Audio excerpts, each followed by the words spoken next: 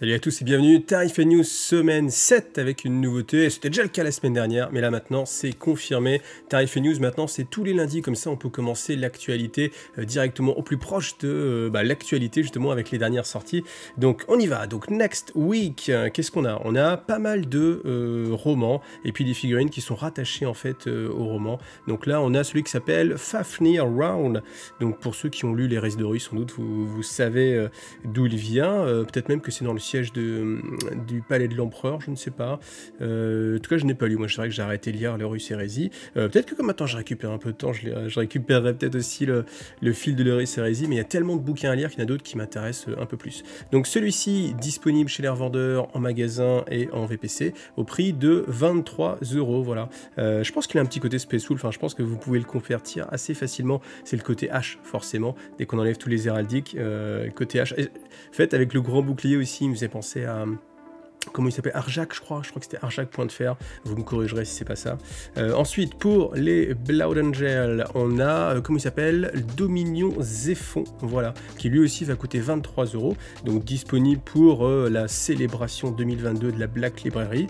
Voilà, figurine assez classique de Space Marine avec pas mal de bioniques. Voilà, on raconte qu'il s'est fait un petit peu manger par les Xénos, et il reste quand même assez suffisamment pour qu'il retourne au combat. Voilà, figurine assez dynamique, avec ce qui est sympa dans la Restes de Rue, c'est qu'il y a vraiment beaucoup de détails en fait dans ces figurines là. Donc voilà, ça, ces deux figurines là, encore une fois, disponibles très bientôt. Ensuite, on a Sigismund's Eternal Cruiser.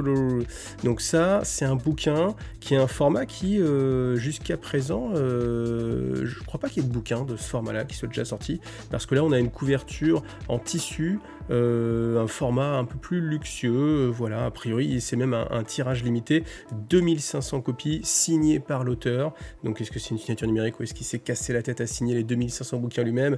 J'espère que c'est le deuxième cas. Donc ce livre-là, eh bien, il coûte à 31,50 €. Il ne sera pas disponible en français, il sera disponible qu'en VO, mais si vous êtes assez collectionneur, eh bien voilà. En tout cas, si vous êtes collectionneur, il y a quand même beaucoup de choses chez Games Workshop. Ça, ils ont bien compris que les goodies, ça faisait vendre. Donc ensuite, on a du Kragnos qui va pas sortir en français et directement, il faudra être un petit peu patient. On a un autre bouquin qui est assez sympa dans sa façon dont il est fait en fait. Donc vous avez en plus des illustrations le marque-page, donc c'est Eisenhorn Xenos, voilà, toujours aussi en VO, pas disponible chez nous. Je trouve que ça manque peut-être un petit peu dans les autres d'avoir ces illustrations, parce que on peut toujours se projeter en fait quand on a les illustrations. Là vous avez 15 illustrations, ça permet quand même de, peut-être à un moment donné, j'ai envie de dire, quand la narration, on s'est un petit peu perdu, on sait pas où on est, ça peut remettre dans le contexte avec une image. Alors, on dit souvent qu'une image vaut 1000 mots, donc c'est ça à mon avis quelque chose à pousser et à mettre plus souvent. Ensuite, on a The Successor, donc c'est a priori plusieurs nouvelles sur des chapitres successeurs, voilà. C'est pareil, pas disponible en français. Par contre, je peux vous dire le prix sera à 22 € en anglais, voilà. Ensuite, on a Astorath, Angel of Mercy, c'est pareil. Alors, les trois choses que vous voyez comme ça maintenant, c'est format papier, format e-book et format aussi MP3. Ce qui peut être assez sympa quand on est en train de lire, enfin quand on est en train de peindre, je veux dire, parce que souvent quand on est en train de peindre, eh bien on peut pas se concentrer, lire un bouquin en même temps, donc on écoute des vidéos fluff, typiquement celle de Iggy TV ou autres, bien sûr. Et en fait, les livres audio, ça peut être aussi une bonne façon de passer son temps en fait, et puis de rester en fait dans le hobby, et puis de continuer à être motivé, parce que c'est vrai que s'il n'y a rien d'autre et qu'on est en train de peindre sa figurine, moi ça a tendance un petit peu à me faire penser un petit peu trop, et du coup je vais voir le temps un peu plus long, alors que si on écoute quelque chose, et bien on se rend pas compte, ça fait 1 heure qu'on peint, et puis pas de fatigue, donc voilà, ça peut être une bonne chose. Ensuite, Saturnine, donc dans sa version, donc c'est le bouquin 4 du siège de Terra, donc dans sa version la plus poche possible, et du coup le prix s'en ressemble, parce que c'est 11,50 €, voilà, donc ça peut être bien aussi si vous avez eu le temps de lire les autres, voilà. Ça par contre, je me demande si c'est pas quelque chose qui est déjà sorti, je pense pas, mais ça me fait penser à... Alors, j'ai pas réussi à retrouver, c'était très difficile de retrouver, mais il y a une carte de ce style qui est déjà sortie. Je me demande s'il n'était pas pour Age of Sigmar, je crois que c'est ça, où on avait une carte du vieux monde, donc avec un style imprimé sur du coton. Donc est-ce que c'est simplement une sorte de torchon joli imprimé? Est-ce que c'est plus qualitatif? En tout cas, ça a l'air assez joli. Alors là, j'ai pas de prix non plus, parce que ça va être exclusivement VPC. peut-être en magasin Games, mais je ne pense pas. Je pense que ce sera uniquement en VPC. Ensuite, Witch Hunter et Cadian Blood, donc eux vont être respectivement aussi chacun à 11,50 €. Pas disponible en français, là c'est pareil, c'est que de la VO. Et ensuite on arrive enfin au bouquin VF, donc ce qui est assez sympa maintenant, vous voyez, ils sont assez... ils ont compris qu'il n'y avait pas que les anglo-saxons qui lisaient Warhammer Community, ils nous mettent le petit logo français pour dire que voilà, on va savoir ces romans en français. Donc on a l'Air du Loup qui va coûter 15 €, voilà, 15 € pour ce bouquin, et ça c'est... Voilà, ça c'est celui qui m'intéresse le plus. Le Roi mort 2 fois, Ruine, lui il va coûter 14 €, voilà, et c'est sur les Nécrons. Et en fait, moi le dernier bouquin que j'avais lu c'était Orican, le divin, donc c'était l'infini contre le divin, Trazyn contre Orican, et j'ai trouvé que ça changeait, que c'était hyper rafraîchissant d'avoir la galaxie et le monde de Warhammer 40 000 avec un autre point de vue, à savoir celui des Nécrons, plutôt que toujours celui de l'Imperium qui se bat contre les Nécrons. Là c'était... Et en plus, comme les Nécrons en fait, ils ont une espérance de vie qui est bien supérieure à celle des humains, ça permet de voir des choses qui évoluent en fait dans le temps. Je me rappelle dans l'infini et le divin, ça se passait sur une planète, et en fait la planète on la voyait à différents stades de son évolution, et c'était vraiment sympathique. Donc là franchement je pense que ça va être un bouquin qui va être intéressant, ne serait-ce que pour avoir justement un vent de fraîcheur, et puis on nous dit que ça va nous expliquer aussi les origines des Nécrons. Donc voilà, un bouquin que je vais essayer de lire. Ensuite un autre qui a l'air aussi intéressant, donc c'est Valdor, la naissance de l'Imperium. Donc lui, vous allez le trouver à 17 €. Voilà, dès que c'est du Space Marine, c'est plus cher. Donc ce livre-là est censé compter un peu la mise en place de l'Imperium avec, on va suivre Valdor qui va voilà, être confronté aux difficultés de structurer en fait l'Imperium après la Grande Croisade. Et je pense que c'est un bouquin qui peut être aussi assez intéressant parce que comme dans le Codex, alors là je suis putain, mais comme dans le Codex Adeptus Custodes, eh bien on a peut-être cette dimension politique qui est moins héroïque et qui aussi change et donne en fait de la profondeur, parce que c'est vrai qu'à force d'avoir de l'héroïsme par-ci par-là, du super guerrier warrior indomptable par-ci par-là, et bien du coup on perd un petit peu le côté j'allais dire humain, mais en parlant d'un custodes c'est un petit peu compliqué, mais le côté plus on voit vraiment ce que c'est la vie dans l'Imperium, et je pense qu'avec Valdor on va avoir ce côté un petit peu politique, les intrigues, et puis si vous avez aimé Trône de Fer, vous savez que ce qui vous fait plaisir c'est aussi le côté politique et intrigue, pas uniquement le côté combat. Donc j'ai bon espoir aussi que Valdor ce soit un bon bouquin. Après si j'en ai un à choisir, je pense que je vais prendre Ruine, ne serait-ce que pour avoir ce vent de fraîcheur, mais voilà. Ensuite un magnifique bookmark en métal qui peut aussi se convertir en pins si vous avez envie. Donc non, c'est pas vraiment un pins, mais ça me fait penser en fait au matériau des pins. Donc ça, je pense que ça va être une grosse, un gros truc en métal. Alors j'ai pas le, si j'ai le prix en même temps, c'est 15,50. Après on peut pas le voir en vrai, donc j'aimerais savoir. Après bon voilà, je pense que ça peut être un cadeau un petit peu sympa si vous avez à offrir à quelqu'un qui suit uniquement l'actualité, on va dire, Warhammer 40 000 sans jouer, mais à travers la Black Library. Ça peut être un petit cadeau sympathique qui gardera un bon souvenir. Voilà. Ensuite, des figurines Forge World pour Blood Bowl. Ensuite, quelque chose qui me hype beaucoup plus, The Exodite, voilà, l'épisode 1 sort mercredi. Enfin, j'ai envie de dire vraiment enfin, parce que Warhammer Plus, on nous l'a vendu comme, voilà, l'animation Games Workshop. Honnêtement, ce qu'on a eu à se taper pour l'instant, c'est Hammer and Bolter. Moi, ça m'a pas convaincu en termes d'animation, tout simplement. Après, les histoires sont fun, c'est marrant, mais ça remet pas plein la vue, en fait. Alors que là, The Exodite, c'est vraiment les images qu'on fait vendre un petit peu Warhammer Plus, hein, parce qu'on le voyait, hein, on a eu beaucoup d'images de The Exodite. Donc là, on va enfin pouvoir juger sur pièce. Donc bah voilà, moi je serai là mercredi pour regarder ça, et puis voilà, on verra si ça tient ses promesses ou si l'animation est pas folle. De ce que j'ai vu pour l'instant, c'est vrai qu'au final, c'est pas beaucoup plus impressionnant que ce qu'on peut voir dans des scènes cinématiques. Et puis, comme je vous l'ai dit encore une fois, je trouve qu'ils font un gros effort quand il y a une nouvelle boîte de jeu qui sort pour faire un style graphique sympathique. On l'a vu dernièrement avec la prochaine boîte de Necromunda, des choses qui sortent un petit peu, et puis on se dit, waouh, il y a un vrai travail, c'est joli, c'est artistique. Et je trouvais que ça manquait sur Warhammer Plus. Donc là, on va voir avec Exodite si le jeu en vaut la chandelle. J'en profite pour faire un petit peu de pub pour le prochain live, qui sera un live 100% fluff. Il sera mardi 15, donc demain, si vous regardez cette vidéo lundi, eh bien, ce sera un live qui est inspiré suite justement à ma vidéo sur les taux, qui vous a vraiment beaucoup plu. J'ai eu beaucoup de commentaires très positifs, et puis des gens qui ont voulu se prendre aussi au jeu des petites hypothèses, et en fait, je trouve ça vraiment intéressant de le retravailler en vidéo avec vous directement, avec le chat d'activer, comme ça, ce sera plus interactif. Donc, si vous avez envie de participer, donc ce sera pas que sur les taux, j'ai aussi d'autres petites pistes à explorer, donc on verra combien de temps ça prend. Moi j'ai pas mal de petits sujets, s'il y a des sujets que vous avez envie de traiter, eh bien venez avec, hein, au pire je les note et puis ce sera dans une prochaine fois. Et puis si c'est quelque chose qui vous plaît, eh bien on le refera comme ça assez régulièrement sur YouTube, des lives 100% fluff et même aussi sur Twitch. On verra comment ça va s'organiser. Parce que l'organisation c'est quelque chose qui est très au cœur de la problématique actuellement sur la chaîne, étant donné que pour ceux qui ne le savent pas, je suis passé à 100% du temps sur YouTube et Twitch, donc sur IGTV, 100% IGTV. Je vous ai fait une petite vidéo, je vous mets leur lien ici, comme ça vous pouvez aller regarder si ça vous intéresse.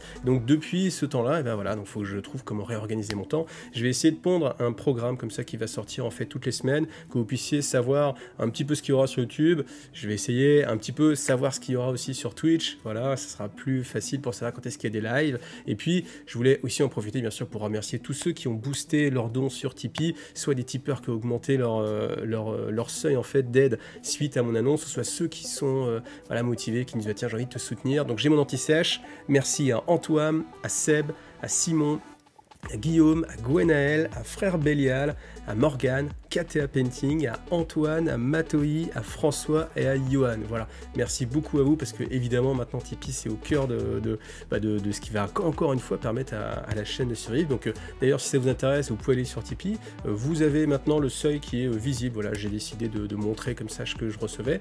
Il y a une barre de progression aussi, comme ça on peut suivre un petit peu l'évolution. Moi je me laisse encore pas mal de temps, hein, je ne vais pas trop me mettre la pression pour l'instant. Je vous en dis plus de toute façon dans la vidéo, donc n'hésitez pas à aller regarder cette vidéo. Et puis après pour information, j'ai aussi maintenant des partenaires, donc avec des liens d'affiliation, vous les trouvez aussi dans la vidéo et dans la description de cette vidéo. Et une fois n'est pas coutume, on va regarder un petit peu les règles avec cette preview sur les Eldar.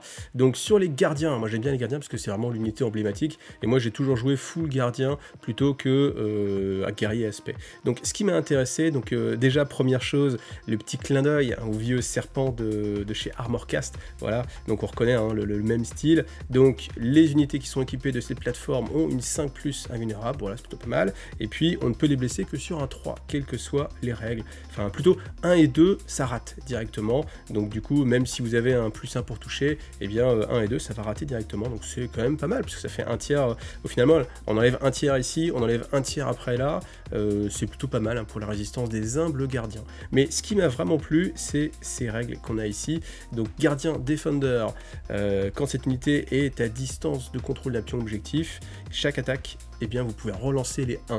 Et puis la même chose avec les gardiens Stormblade, ceux qui sont full corps à corps, et bien sûr on imagine leur rôle, ça va être d'aller attaquer et de prendre les pions objectifs. Eh bien eux, quand ils sont à portée d'une unité qui elle-même est à portée d'un objectif, donc ça multiplie un petit peu la distance, et bien vous pouvez aussi relancer les jets de touche de 1. Et en fait j'aime beaucoup ces règles là parce que ça sous-entend qu'on part vraiment sur les objectifs, c'est hyper important, et il y a une prime en plus à se battre maintenant sur les objectifs. Et je pense que les troupes c'est typiquement, alors déjà on a la règle de base hein, vous savez, super OP etc, mais ce qui va être important ici là c'est de voir qu'on a des règles qui vont encourager certaines unités à être justement sur les pions objo, et je trouve ça sympathique en fait.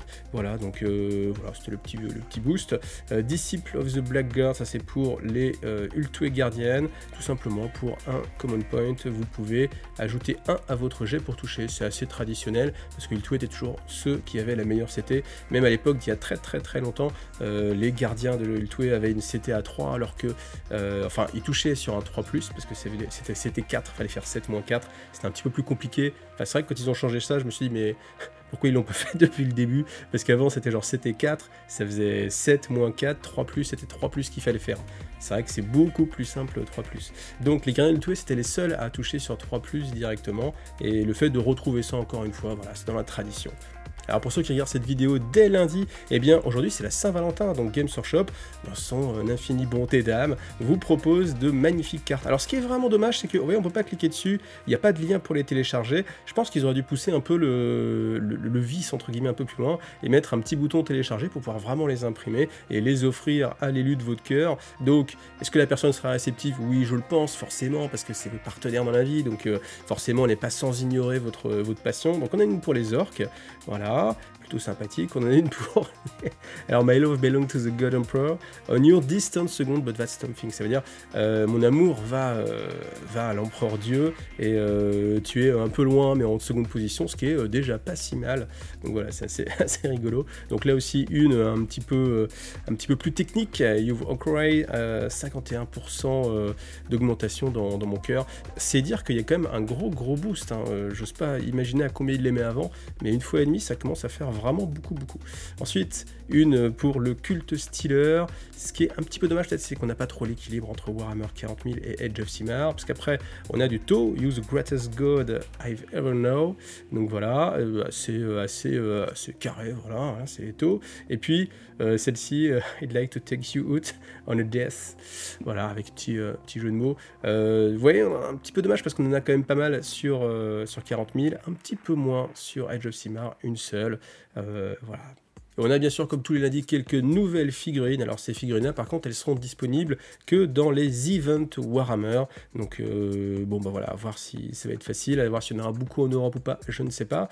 En tout cas, ce logo, je ne crois pas qu'il existait avant. C'est la première fois que je le vois. Peut-être que j'ai pas mémorisé. Dites-moi s'il existait avant ou pas. Mais donc voilà, maintenant on a ce logo-là, ce qui permet de dire si vous l'avez, ben, vous pourrez vous procurer ces figurines exclusives. Alors, on a, non, ce n'est pas un lieutenant, non, ce n'est pas un capitaine. C'est un champion, voilà, champion Primaris. On pouvait se poser la question au vu du casque, parce que c'est vrai que c'est un casque qui était plus habituellement posé sur du Space Marine classique et pas du Primaris. Là, c'est bien un Primaris, voilà, c'est certain. On a le backpack, les genouillères aussi, ça ressemble, tout ça. Et puis c'est marqué là, hein, The Primaris Champion Company. Donc, figurine encore de Space Marine. Honnêtement, je vais toujours dire la même chose, mais c'est vrai qu'il y en a un petit peu toujours pour les Space Marine. C'est un petit peu dommage, et je me pose la question, je me dis, est-ce que vous, joueur Space Marine, ce qui n'est pas mon cas, mais est-ce que vous qui êtes joueur Space Marine, vous n'avez pas un petit peu aussi ras-le-bol de toujours voir une énième itération d'un Space Marine dans une posture un petit peu différente, avec des petits colifichets un petit peu différents, un petit parchemin posé ailleurs, et au final, voilà, est-ce que vous n'avez pas une deuxième armée et qu'au final vous ne préféreriez pas avoir une autre figurine pour cette armée là plutôt qu'un énième champion, voilà, qui rentre même pas en plus dans une liste d'armées forcément, si vous en avez déjà à côté ou pas. Donc après peut-être que voilà, peut-être tout le monde est content d'avoir un champion plus classique. En tout cas, en termes de règles, il va avoir ce qu'on avait avec le perso là qui était sorti aussi pour le Leptus Custodes. On a Three Deadly Blade Stance, donc 3 postures, et suivant les postures, bah, vous avez des profils différents pour l'arme. C'est assez sympathique, c'est assez polyvalent, mais c'est encore du Space Marine, et franchement, je serais vraiment tenté de faire un sondage. D'ailleurs, on va tester un truc. Alors, je ne sais pas si ça a marché, mais je vais essayer de faire un sondage. Vous allez dans la description et il y a moyen de peut-être faire un sondage. J'ai vu ça, je vais essayer de le mettre en place. Allez, je prends le risque, sinon je couperai ça au montage. Mais voilà, vous allez dans la description et puis il y a un sondage. Est-ce que vous êtes joueur Space Marine et que vous êtes content d'en avoir un, ou même en étant joueur Space Marine, vous aimeriez bien avoir autre chose. Et en parlant donc d'autre chose, on a pour Age of Sigmar, bah oui, hein, il en faut pour les deux forcément, eh bien on a un chaman assez rigolo avec sa grande baguette comme ça, un peu en forme de bras, comme ça, de griffes. Il est aveugle en fait, mais il a une pierre sur la tête avec un œil, donc ce qui lui permet soi-disant de voir, même si dans les faits ça reste qu'un chapeau un peu bizarre, voilà. Donc j'ai pas d'infos sur les règles, enfin vous lisez, de toute façon il n'y a rien de plus. La figurine est assez originale, et vous voyez, là on revient sur ce que je disais juste avant, c'est que sur tout ce qui est pas Space Marine, on peut se permettre de se faire plaisir et d'avoir des figurines vraiment originales qui ressemblent à aucune autre. Celle-ci, elle ressemble à elle-même, on n'est pas sur une énième figurine. Franchement, on pourrait faire un jeu, hein, un concours en mettant plein de Space Marine, il faut dire, allez, lequel est-ce? Là, au moins, cette figurine, elle a vraiment sa propre personnalité, et c'est, encore une fois, ce que je reproche, hein, pour l'autre. Donc là, ben voilà, figurine assez sympathique, disponible dans les conventions aussi, donc là, elle a des petits cônes, les 23 et 27 mars. Ce qu'il faut noter aussi, et ça fait plaisir, c'est le retour du Golden Demon. Donc la Golden Demon aux USA en 2022, ça fait plutôt plaisir parce que c'est vrai que ça a été un petit peu arrêté, donc bien sûr, les conventions, forcément, avec la pandémie, ça a retrouvé un petit peu du plomb dans l'aile. Là, la vie reprend ses doigts un peu, mais le Golden Demon, si, ça fait longtemps qu'il n'y avait plus, quoi qu'il arrive.